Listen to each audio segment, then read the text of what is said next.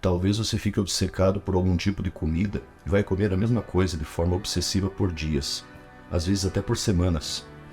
Vai ficar ansioso, meio que do nada por algum motivo aleatório, que pode tanto ser por qualquer compromisso corriqueiro como uma consulta médica de rotina, até o show da tua banda favorita pelo qual está esperando faz meses, desde a compra do ingresso antecipado.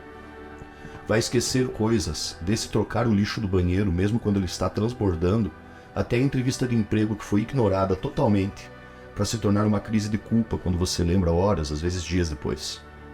Às vezes alguém vai te mandar uma mensagem, você vai visualizar e pensar em responder quando não estiver mais ocupado, para tempos depois ter certeza de que já respondeu e ignorar, até abrir a caixa de mensagens e ver que você nunca respondeu, e não foi por mal.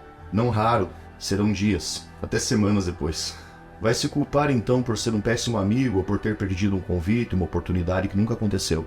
Haverão dias em que você passará horas em frustração, sem fazer absolutamente nada por não conseguir fazer, sentindo como se a tua energia tivesse acabado, ao mesmo tempo que o cérebro inquieto te acusa de ser um inútil, te culpando por não ter feito todas as coisas que havia se proposto, e aí vai se sentir um fracasso retumbante. A sucessão de dias como estes invariavelmente vai destruir um pouco da tua autoconfiança, ou então te fazer acreditar que é apenas medíocre. Em compensação, haverão outros dias onde você fará tantas coisas ao mesmo tempo, com uma velocidade, intensidade e precisão tão sobrenaturais que parece mágica. Trabalho, estudo, academia, limpar a casa, lavar a calçada, cortar a grama, sair com os amigos, fazer 1000 coisas e torrar toda a sua bateria social de uma vez só. Vai deitar na cama ansioso como sempre, e também como sempre terá aquela insônia incômoda que já virou rotina, onde o cansaço está presente, mas a mente viaja em tantas direções que o sono nunca vem. E acaba dormindo literalmente horas depois, vencido pelo esgotamento da mente sobrecarregada, a ponto de apenas desligar-se antes que o motor ferva. Seus dias serão recheados de uma quantidade tão atávica de pensamentos que em alguns momentos ficará desnorteado e terá lapsos de memória de curto prazo, enquanto ouve em looping a mesma música que ama e dá aquela pequena descarga de endorfina, ao mesmo tempo que ouve as inúmeras vozes da própria mente, literalmente conversando com você. Aliás, descobrir que ouvir vozes da mente não é algo exatamente comum é um tanto quanto desalentador. E estranho, afinal passou a vida toda achando que todo mundo era assim, e que os vários fracassos e inadequações ao longo da vida eram apenas resultado da tua incompetência, dificuldade de concentração e burrice. Porque sentir-se burro é algo frequente.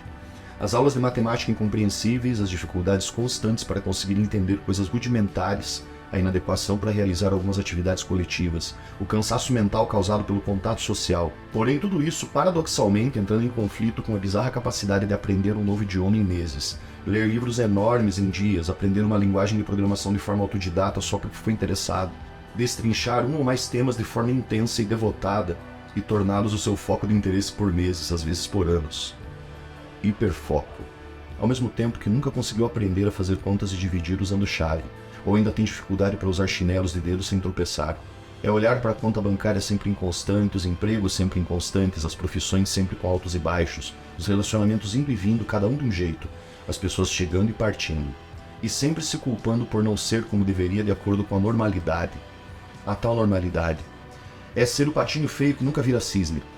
Vai ser chamado de burro, vagabundo, inútil, desatento, desleixado, desajeitado, esquisito, irresponsável. Às vezes será chamado de gênio, mas geralmente só depois de muito tempo tentando se encaixar numa forma diferente da tua, pois a sensação de inadequação constante o fez ter certeza de que esteve errado o tempo todo e que era fraco demais para fazer parte do que todos consideravam normativo. Você tentou o normativo e se frustrou por isso todas as vezes. Você ignorou que enquanto a sociedade era um relógio digital, você era um analógico. Servem para a mesma coisa, mas funcionam diferente. Então, no fim das contas, é muitas vezes criar mecanismos mentais para aprender a mascarar o que não pode de fato ser.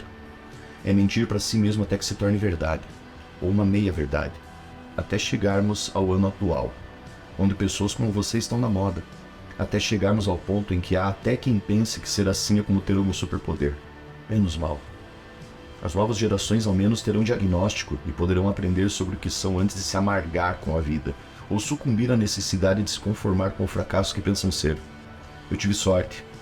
Minha mãe é como eu. Não sabia o que era, mas sabia que não era como todo mundo. E assim evitou muitas frustrações ao me direcionar para um caminho um pouco menos tortuoso. Mas quantos da minha geração não tiveram a mesma sorte, né?